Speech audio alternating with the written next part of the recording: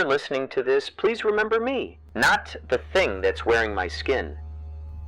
That sentence, it's the only thing I've been able to hold on to since yesterday. Or was it still yesterday? Time's different now, slower, stickier, like the air inside that room. Growing up, my mother was strict, not in the usual ways. She never cared about grades or messes or whether I skipped school. But there was one thing she was rigid about, the attic. She locked it when I was 5. I remember because I asked her why the door had changed. She knelt down, took my face in her hands, and whispered, "That room must stay closed, no matter what. Promise me." I promised, of course. What else does a scared 5-year-old do? Years passed and the door remained locked. She never went in. Never dusted, never mentioned it. And I learned not to ask. Not because I wasn't curious, but because something about it unnerved me. Sometimes at night, I'd swear I heard soft tapping sounds coming from up there, like fingers against wood, sometimes whispering too low to make out. I told myself it was the house settling. That's what people say, right? My friends joked about haunted attics, but ours didn't look haunted. It looked untouched, like a sealed vault, a place forgotten by time, not spirits. She died on a Wednesday. It wasn't sudden. Cancer, long and cruel, in the final days, she would mutter to herself, even in sleep. I sat beside her bed, holding her hand, as she whispered that same phrase again and again. Don't let it see you. Don't touch the blood. Don't speak its name. I didn't understand. I thought it was the morphine. After the funeral, I came back to the house alone. I wasn't ready to sell it. Maybe I just wasn't ready to let go. The first night I dreamed of her, but it wasn't her. The face was wrong. The eyes were too black. Her voice was just air, no sound, just breathe. I woke up gasping. The next morning I found the attic key. It wasn't hidden, just lying there on the kitchen counter on top of her old Bible. That should have been enough of a warning. I stared at the key for hours. It was heavier than it looked, cold to the touch, as if it had been lying in a freezer. I stood outside the attic door that evening. The house was quiet. No footsteps, no pipes clicking, just silence. My hand trembled as I slid the key into the lock. It turned too easily. The door creaked open, slow, hesitant, like it had lungs and was exhaling after years of holding its breath. It smelled like copper and soil and something else, something wet and ancient. Dust floated in the beam of my flashlight like ash. The room was empty at first glance, just boxes, a trunk, old furniture draped in sheets. I stepped in, and the floor groaned under me like something waking up. My light landed on a corner. Something was there. Not a shadow, more like a smear, dark, thick, crusted. Blood, but not fresh. I moved closer. The smear led to a low wooden box, ornate, carved with symbols I didn't recognize. It looked older than the house itself. I should have left it. I should have closed the door, but I didn't. I touched the box and it breathed just once. Like a slow inhale, the symbols pulsed like veins. The air grew heavier. I couldn't pull my hand back, then it opened. I wish I could describe what was inside, but I can't. Not because I don't want to, because I still don't know what I saw. My eyes burned, my mouth filled with iron, my ears rang with screams I've never heard before and hope I never hear again. The thing inside didn't come out. It entered me. I felt it in my spine, in my teeth, in my dreams. That was yesterday. Or at least that's when the screaming started. Not from the box, from the mirror, from me. That night I didn't sleep, not in the way humans sleep. I closed my eyes. Sure, I laid in bed, but it wasn't sleep. It was watching from behind my eyelids. The box, the symbols, the breath I felt in my bones. They were still there, inside me, moving. I woke up cold despite the summer heat. The sheets were soaked in sweat, but my skin was dry. My hands were trembling, yet I wasn't afraid. I was empty. I tried to eat, couldn't. Everything tasted like dirt. The house felt different too, heavier, as if the walls were leaning in just a little more than yesterday, as if they were listening, At first I thought it was grief or maybe guilt. Maybe opening that room had disturbed something sacred in my mother's memory. But no, this wasn't emotional, it was physical. The mirrors began to distort, slightly, enough that I questioned if it was the lighting. My reflection blinked just a little too late. My mouth twitched when I didn't move it, and the whispers, low, almost imperceptible. I thought they were in my head until they moved. One afternoon, I was in the living room when I heard my name from upstairs, not loud, not angry, just whispered. It was my mother's voice. I ran up. Every room was empty except the attic. The door was open. I never leave it open. Inside, the box sat in the center of the room now. I didn't move it. The smear of blood had spread, thicker, richer in color, fresh. It trailed down the floorboards like it had bled overnight. The symbols on the box were darker, not just inked. They glistened as if written in something alive. I left the room, but the box didn't stay. That night I woke to find it at the foot of my bed, closed, untouched, but humming. Like something inside was dreaming. I didn't touch it. I didn't speak. I watched it until the sun came up. And when I blinked, it was gone. But something else had stayed. That morning I caught my reflection watching me again. It wasn't mimicking me anymore. It was studying. It blinked sideways. I broke every mirror in the house after that. But their absence only made it worse, because then I saw it in the windows, in puddles, in the screen of my phone. It was me, but not. And every time I turned away, I could feel it getting closer. Every whisper, every breath of wind through the cracks in the house. It was always behind me, watching, waiting. And then came the fingernails, tiny scratches on the bedroom wall, like someone trying to carve their way in. At first it was one, then two, then entire phrases etched into the plaster. They wrote in that same unreadable script from the box, but I understood them. Not with my brain.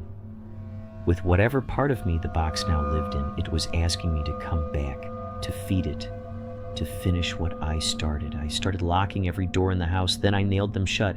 I stopped going outside, stopped speaking, stopped sleeping, but still, I felt it inside me, whispering. Every second I stayed away from the attic, the voice got louder until it started using my own voice, my mother's voice. The last thing she said to me, "Don't let it see you." I think it already has. And it's learning how to wear me from the inside. There are gaps now in time, in memory. I wake up in places I don't remember walking to. I find dirt on my hands, soil under my fingernails. My mouth tastes like iron, like I've been chewing on rusted nails. I found a dead bird in the hallway yesterday. Its eyes were gone, hollow, and its wings were folded neatly, like someone placed it there with care. I buried it in the backyard. This morning it was back in the hallway. The same position, fresh, no decay. It watched me this time, or something did. I started hearing things outside the house, not voices, not footsteps, breathing, heavy, wet breathing just beyond the front door. I haven't opened it in 3 days. The attic is locked again, but I don't remember doing it, and the key, it's gone. I searched every drawer, every pocket, it's nowhere. But the box still appears in different rooms now. Sometimes it hums, sometimes it clicks. Once, it cried like a newborn. Last night I saw something move under the bed, not in the corner of my eye, full view, a hand. Too long, the fingers crooked, nails like black glass. It didn't reach out, it waited like it was patient, like it already knew I had nowhere else to go. I haven't looked under the bed since. The whispers aren't in my head anymore. They live in the walls. Sometimes they laugh, sometimes they scream. Sometimes they imitate people I know. My father's voice, my old teacher, the girl I loved in high school. All wrong, like someone trying to remember what a human sounds like. I tried to record them once. Played the audio back. It was just me, whispering to myself in a language I don't know. I keep finding words carved into my skin, always the same 3 symbols from the box. They appear overnight. No blood, just etched, like burned into my nerves. They itch, not like a rash, like something inside is trying to crawl out. The mirror in the bathroom cracked by itself today. When I looked into it, I saw a version of myself grinning. It mouthed words I didn't say. Then it laughed, low and hollow, and tilted its head. It hasn't moved since. It's still in the mirror, watching me from behind the cracks.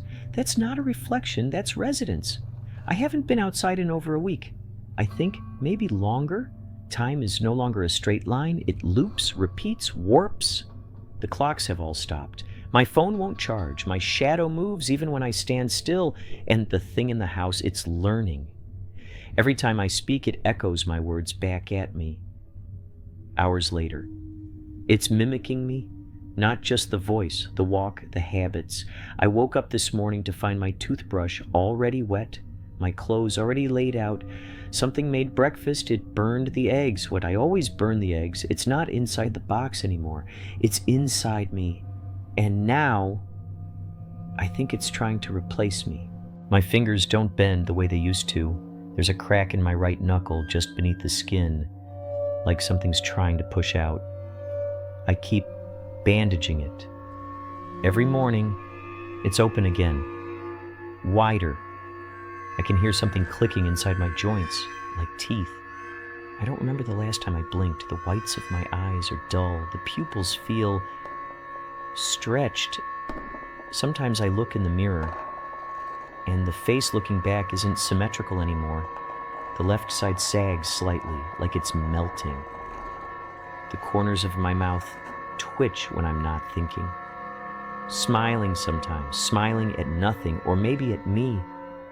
When I try to sleep, I dream of flesh being peeled, shifted, reshaped.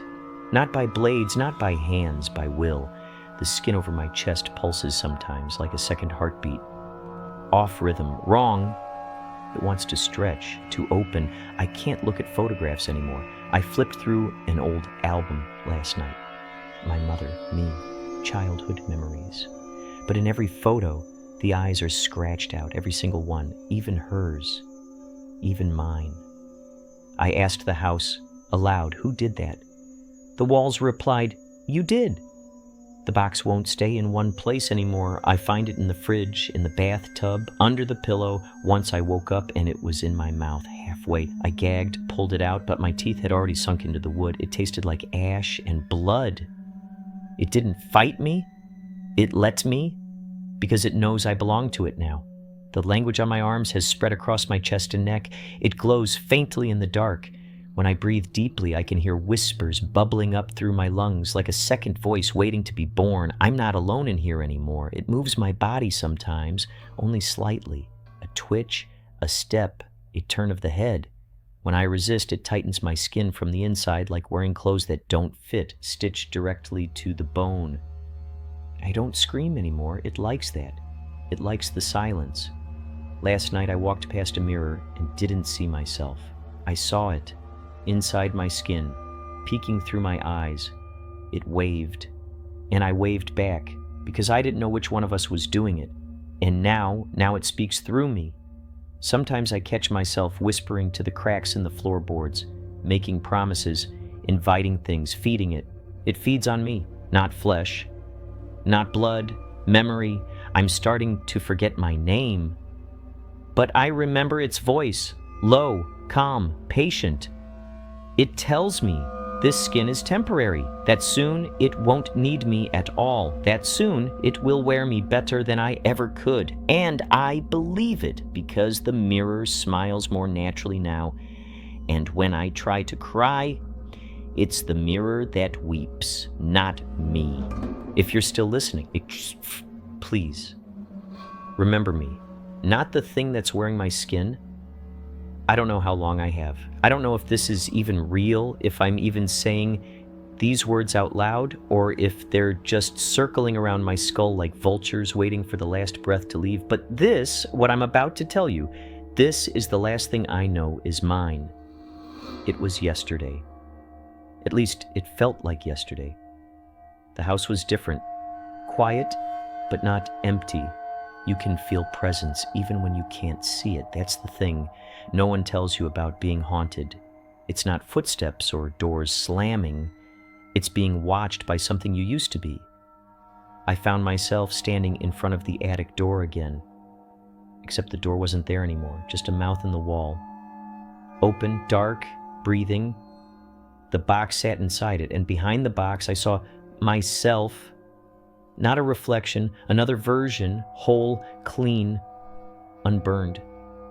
It reached out and said my name, not in a whisper, not in mockery, like a prayer. It begged me to trade places, and I almost did. But I ran down the stairs into the living room, and then I woke up in the attic again, over and over. Each time, a little more of me was left behind, and now I can't feel my skin. It's numb, like I'm floating inside it, trapped in a shell, being worn by something older than language, older than rules. I look in the mirror and I see something smiling back, not cruelly, not joyfully, just patiently, like it knows the ending already. And here's the part I need you to remember. All of this happened yesterday. I got out, I escaped, I think. But the box is gone, and the door won't open anymore. The house is clean now, too clean, no blood, no cracks, no voices.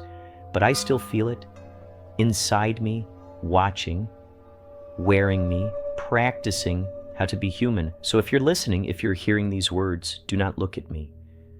Do not answer the door. Do not say my name, because if you do, you won't be talking to me. You'll be letting it in.